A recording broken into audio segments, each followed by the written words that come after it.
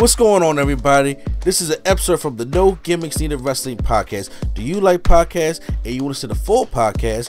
Make sure you check out the No Gimmicks Needed Wrestling podcast on all your podcast platforms, such as Apple Podcasts, Google Podcasts, Stitcher, Spotify, iHeartRadio, among many others. But you're listening to the episode right here on YouTube, so make sure you hit that like button and below, and make sure you hit the subscribe button to NC Studios and NC Level Up for all your gaming needs. This is the Nerd Coalition. Enjoy the show. All right, Prime. So, since we couldn't catch your bluff and you didn't show up to WrestleMania this year with us, but trust me, we was out there looking like, yo, when he get down here, don't let him run out of here, because we ran into a lot of social media influencers and YouTubers and wrestling content creators over their weekend. So I was like, we would have ran into you.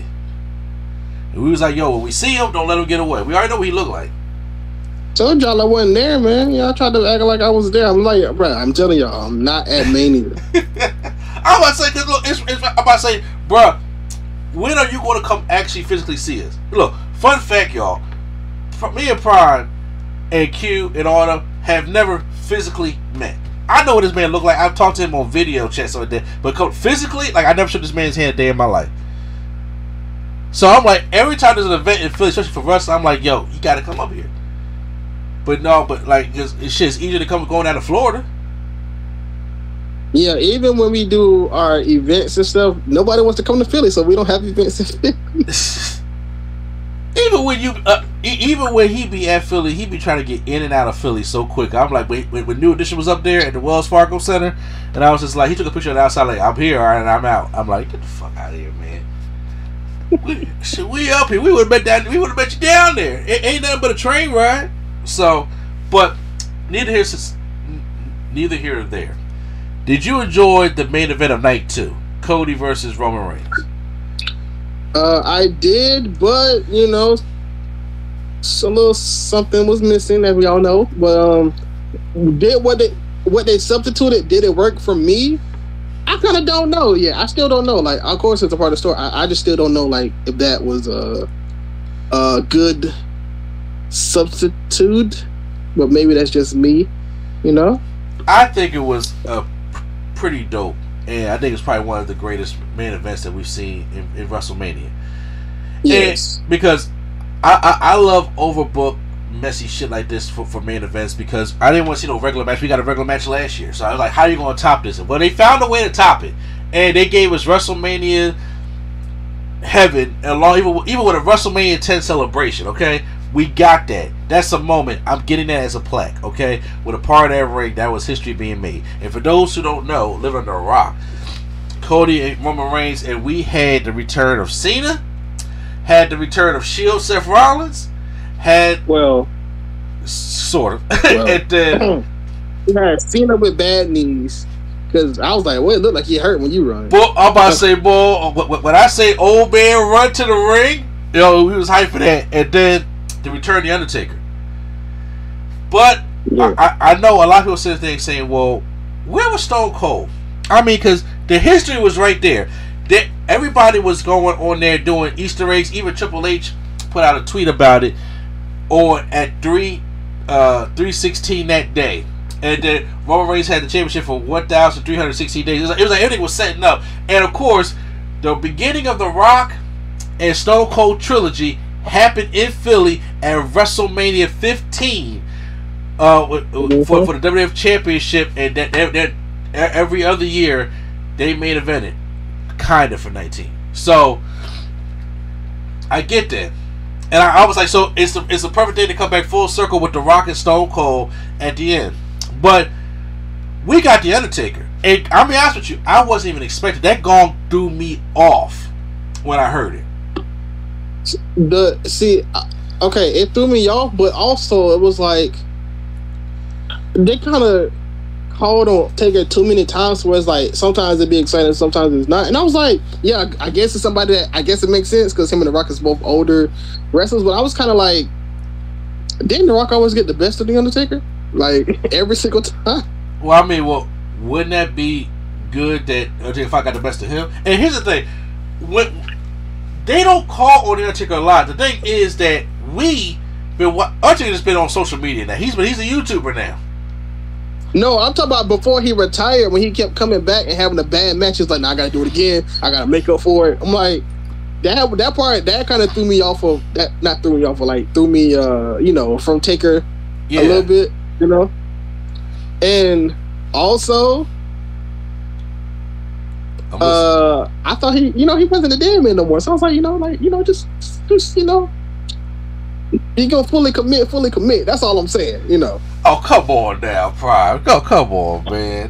So you mean tell me he said I'm never gonna do the dead man again, but then he comes out as the dead man and he's just like himself? He comes out as the midlife crisis Undertaker that everybody likes, and that's Biker Undertaker. He's still Undertaker. I mean, I'm not gonna have this man do.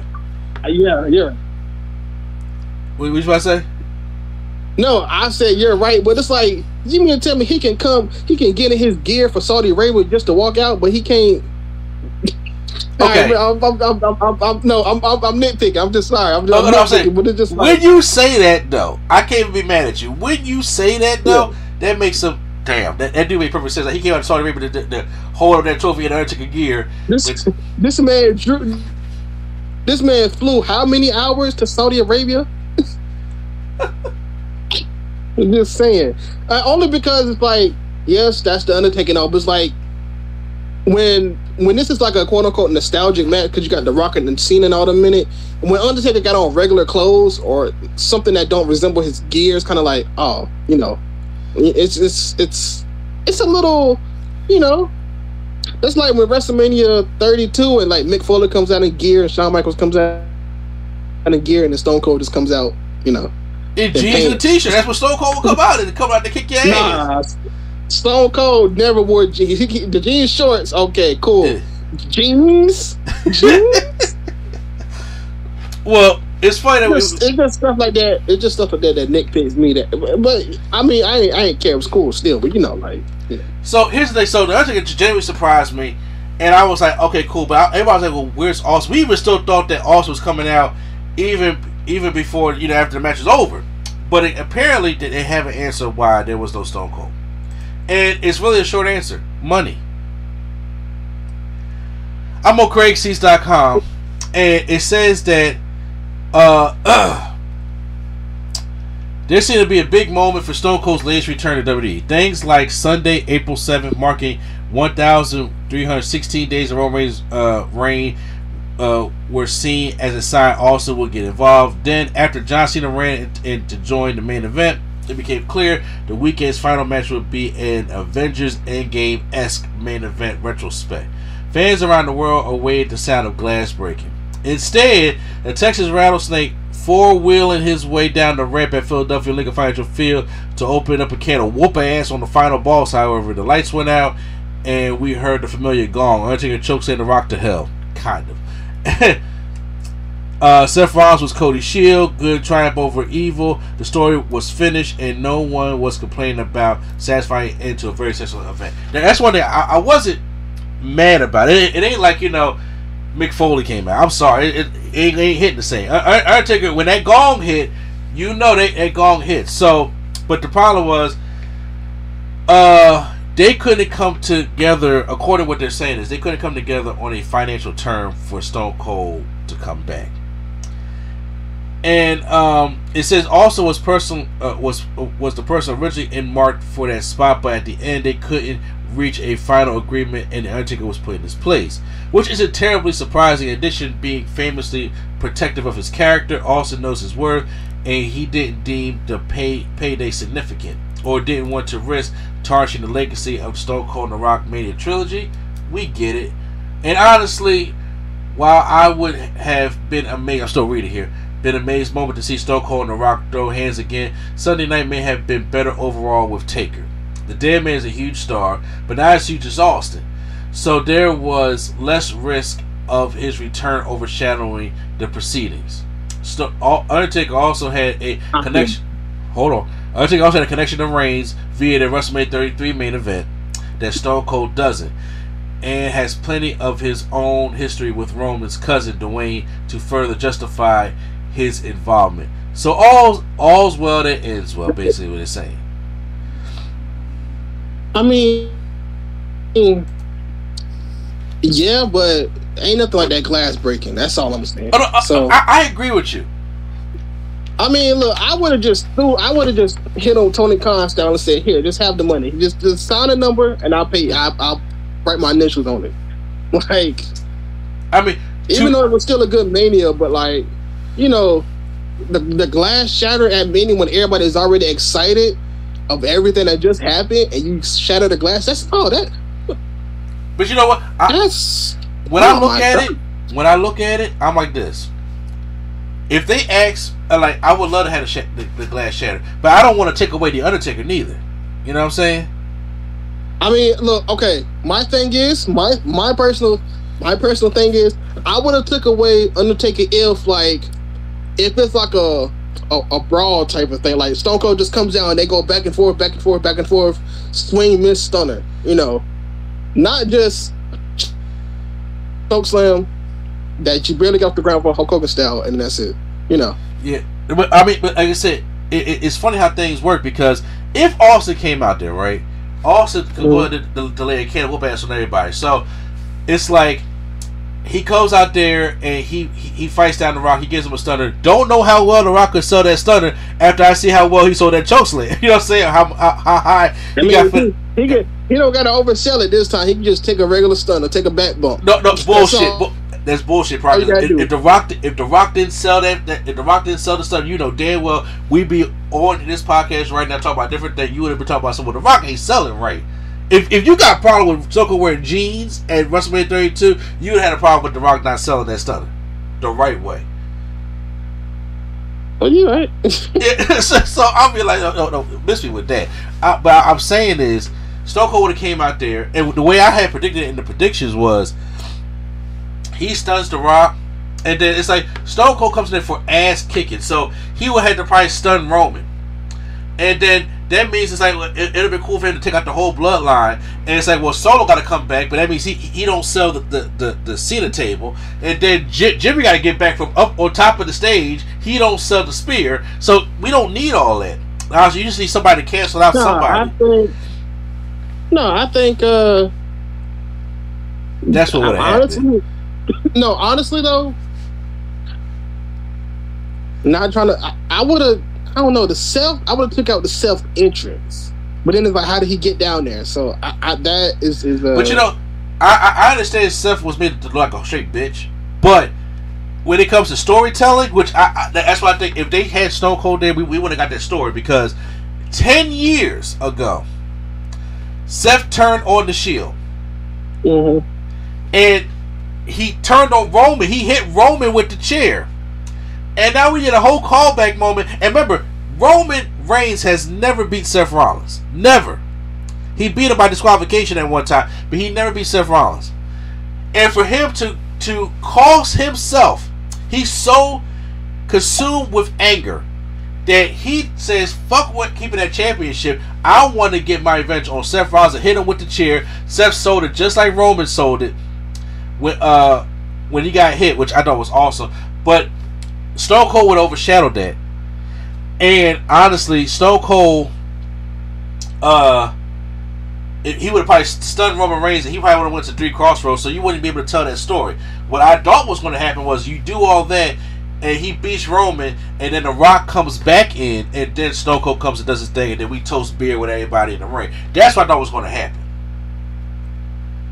That way we get to keep everything. We get to keep Undertaker, Cena, Shield. We get to keep all that storytelling in the matchup. And then after the match, we get the WrestleMania 10 celebration, but with beer. And The Rock, you know, get punked out by Stone Cold. But then I also think, like some people, like Crazy was saying at a point, Stone Cold in wrestling star is so bright, he could have overshadowed that whole thing. And it wouldn't have been about Cody anymore. It would have been about Stone Cold. Ain't nothing like that glass breaker. Trust me, I know. But in hindsight, when you look back at it, it's like, yo, that was actually damn good, perfect main event. And even without Austin, like I said, if it was somebody, like they got somebody that did not have as big of a star power as Austin did, I get it, bro. I get it. I was like, it wouldn't have felt the same. It wouldn't have felt the same with Shawn Michaels. wouldn't have felt the same with Triple H. It wouldn't have felt the same with Mick Foley. All these people that The Rock could have a problem with, and, you know, it don't feel good about some random someone will come out, no Rikishi, none of that shit. But The Undertaker, when they gong hit and he disappears in the ring and then zooms out, yeah, I think that right there, I was like, perfect. It's cool because that was the only person that could compliment Stone Cold not being there. Is Taker. It's just that, you know, people online talk about, so, well, he picked money over fans. I'm like, you damn skippy he did. Get paid what you're worth. Did Stone Cold miss a huge moment? Absolutely. Did he miss being part of probably the greatest WrestleMania main event of all time? Probably. But it is what it is. I don't hate him for it. Are we ever going to be able to touch on Austin and The Rock again? Maybe. I don't know. But at that moment, it felt right. But also with the Undertaker going on, it still felt right. So it was dope. You know, I don't know. I don't hate Austin none. I'm like, yeah, it's still cool. You know, I'm just saying, like, everybody it was basically like so. Basically, they was telling you Austin was going to be there, especially from the production truck of Cena and Austin. Everything's 360. It was basically put in place to say, like, Stone Cold the Easter eggs was there. The Easter eggs was there to be here. Yeah. Because hell, Philly popped huge for Cena, so that should tell you right there. We was already hyped for all that shit, man. So nah, y'all was chanting John Cena sucks. Some of us were about to say, but hell, when Cena came in there, like being there, like, oh, everybody was just going losing their shit, bro. And then yeah, y'all, and then y'all went and messed up his "You Can't See Me." Okay, I wasn't there on Monday. They messed up. Philly messed up the "You Can't See Me." I was like, he been doing this move how long? R-Truth been doing the move for how long too? How y'all messed this thing up? I was like, in unison. So everybody got to blame somebody else. Mm-hmm. Get the fuck out of here. The only thing I will slightly touch on that though. The only thing is, I would have had R-Truth the one to tag in Cena. That would have made for a better moment because that's his quote unquote childhood hero. But hey, whatever. No. I'd agree with you on that one. They ain't whatever. The Miz and Cena got too much of a history of heat. You know, the Miz and Cena it always go back and forth from WrestleMania 27 to WrestleMania 33, all that kind of crap. You damn right would have had R-Truth make the hot tag. That would have been so much better. Mm-hmm. So especially that's his character now. His character is I'm John Cena's child. You know, so yeah. Even though he older than Cena, he older than Cena. His black ain't cracked. He ain't got no ball spot like Cena. Ball spot is in the way. Yeah. He said I don't care. The only thing about Cena's ball spot is it's like, bro, you had short hair. Just go back to short hair. Like, I don't understand why you decide to want to have this long hair. You want to keep it as long as you can, but okay. Yeah, nah, bro. That's gonna be a no for me, dog. And if you're gonna have the long hair, at least get a fade or something where the back not as bald like that, you know. But yeah, like I said, Austin, like I said, we would love to have you, but with the main event we got, it's still the greatest main event or one of the greatest, depending on who you go by, main events that they had in WrestleMania history. And it ain't just because of the last 6 minutes. It's because that other 27 minutes or 25 minutes was still a good match. Roman and Cody still had a great match. And honestly, I know it's going to be a lot of, like, you know, pure mat wrestling stuff that's going to happen this year. And, you know, Will Ospreay, Kenny Omega, or Okada, they're going to tear it up. But I think from all the standpoint of storytelling and everything, that this probably already got match of the year already.